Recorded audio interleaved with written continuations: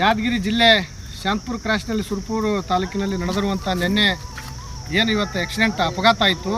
ಆ ಅಪಘಾತದಲ್ಲಿ ಸುಮಾರು 6-7 ಜನ ಇವತ್ತು ದುರ್ಮರಣ ಆಯಿತು. ಇವತ್ತು ಸಜೀವ ದಹನ ಇವತ್ತು ಸುಟ್ಟು ಹೋಗಿರ್ತಕ್ಕಂಥದ್ದು ಭಾಳ ನೋವಾಗ್ತದೆ. ಸಣ್ಣ ಸಣ್ಣ ಹುಡುಗರು ಇವತ್ತು ಮಕ್ಕಳನ್ನು ಇವತ್ತು ಸುಟ್ಟದ್ದು ನೋಡಿದ್ರೆ ಭಾಳ ನೋವಾಗ್ತದೆ.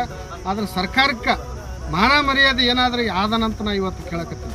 ಯಾಕಂದ್ರೆ ಇವತ್ತು ನೋಡ್ರಿ, ಸಾವಿರಾರು ಕೋಟಿ ಖರ್ಚು ಮಾಡಿ ನೀವೇನಾದ ವಿಧಾನಸೌಧದಲ್ಲಿ, ವಿಕಾಸಸೌಧದಲ್ಲಿ, ಸುವರ್ಣಸೌಧದಲ್ಲಿ, ಪಾರ್ಲಿಮೆಂಟ್ನೊಳಗೆ ಚರ್ಚೆ ಆಗ್ತವೆ ಎಲ್ಲ.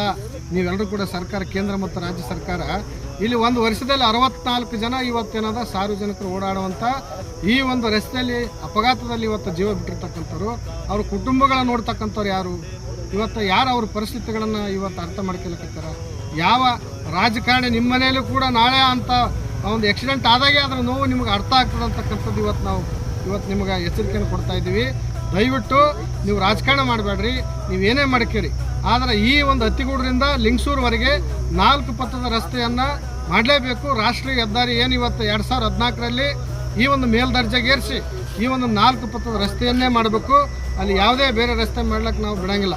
ಅದಕ್ಕೇನಾದ ರೈತರಿಗೆ, ಜನರಿಗೆ ಸಾಕಷ್ಟು ಇವತ್ತು ರಾಶಿ ಆದಾಗ ದೊಡ್ಡ ದೊಡ್ಡ ವಾಹನಗಳು ಇವತ್ತು ಲಾರಿ ತುಂಬಿಕೊಂಡು ರೈತರು ಬೆಳೆದಿರುವಂಥ ಭತ್ತ ಹೋಗ್ತದೆ. ಎಷ್ಟೋ ಹಲವಾರು ಗಾಡಿಗಳು ಬಿದ್ದಿದ್ದಾವೆ. ಇದ್ರ ಬಗ್ಗೆ ಯೋಚನೆ ಮಾಡಿರಿ.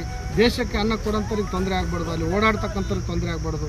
ಅದಕ್ಕೇನದ ತಕ್ಷಣ ಈ ಒಂದು ಕಾಮಗಾರಿ ಆರಂಭಿಸಬೇಕು. ಅಲ್ಲಿಯ ತನಕ ಏನದ ಈ ತೆಗ್ಗು ಗುಂಡಿಗಳನ್ನು ಮುಸ್ತಕ್ಕಂಥ ಕೆಲಸ PWD ಮಿನಿಸ್ಟರ್ ಆಗಿರ್ತಕ್ಕಂಥ ಸತೀಶ್ ಜಾರಕಿಹೊಳಿ ಅವರು ಕೂಡ ಈ ಕಡೆ ಗಮನ ಹರಿಸ್ರಿ.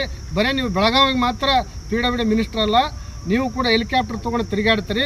ನಮಗೇನಾದ ಹೆಲಿಕಾಪ್ಟರ್ದಾಗ ತಿರುಗಾಡ ಆಸೆ ಇಲ್ಲ. ಏನು ನಾವು ತುಂಬಿರುವಂಥ ಟ್ಯಾಕ್ಸಲ್ಲಿ ನಾವು ವಾಹನಗಳಿಗೆ ಇನ್ಸೂರೆನ್ಸ್ ತುಂಬಿವಿ, ಟ್ಯಾಕ್ಸ್ ತುಂಬಿವಿ, ಸೆಸ್ ತುಂಬಿವಿ, ಪೆಟ್ರೋಲ್ ಡೀಸೆಲ್ಗೆ ಆ ಗಾಡಿಯಲ್ಲೇ ನಾವು ಓಡಾಡ್ತೀವಿ. ಅದಕ್ಕೆ ಆ ರಸ್ತೆಯನ್ನು ಸುಧಾರಣೆ ಮಾಡಿರಿ. ಅಲ್ಲಿ ತನಕ ವಾರ್ಷಿಕ ನಿರ್ವಹಣೆ ಕಾಮಗಾರಿ ಆರಂಭ ಆಗ್ಬೇಕು. ನಾಳೆಯಿಂದ ಮಾಡ್ಲಪ್ಪ ಅಂತಂದ್ರೆ ದೊಡ್ಡ ಸಂಖ್ಯೆಯಲ್ಲಿ ನಾವು ಸಾವಿರಾರು ಜನ ಏನದ ದೇವಪುರ ಕ್ರಾಸ್ ಬಂದ್ ಮಾಡ್ತಕ್ಕಂಥ ಕೆಲಸ ಮಾಡ್ತೀವಿ ಅಂತೇಳಿ ಇವತ್ತು ತಮ್ಮ ಮೂಲಕ ಎಚ್ಚರಿಕೆ ಕೊಡ್ತೀವಿ.